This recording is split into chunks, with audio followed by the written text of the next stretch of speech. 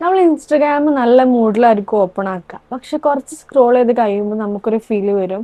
കുറെ ആൾക്കാർ ചെറിയ പ്രായത്തിൽ തന്നെ കുറെ കാര്യങ്ങൾ അച്ചീവ് ചെയ്തിട്ടുണ്ട്.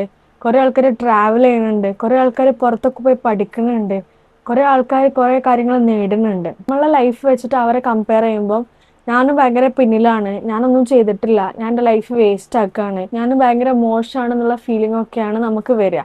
This is nothing but upward comparison.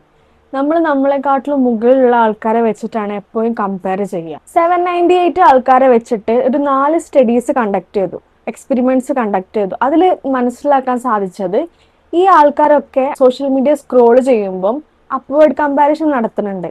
അതുകൊണ്ട് തന്നെ ഇവരെ സെൽഫ് എസ്റ്റീം ലോ ആകുക, മൂഡ് വേരിയേഷൻ സംഭവിക്കുക, ലൈഫിനെ പറ്റിയിട്ടുള്ള സാറ്റിസ്ഫാക്ഷൻ ലെവൽ പോലും കുറഞ്ഞാണ് ഇവരിൽ കാണപ്പെടുന്നത്.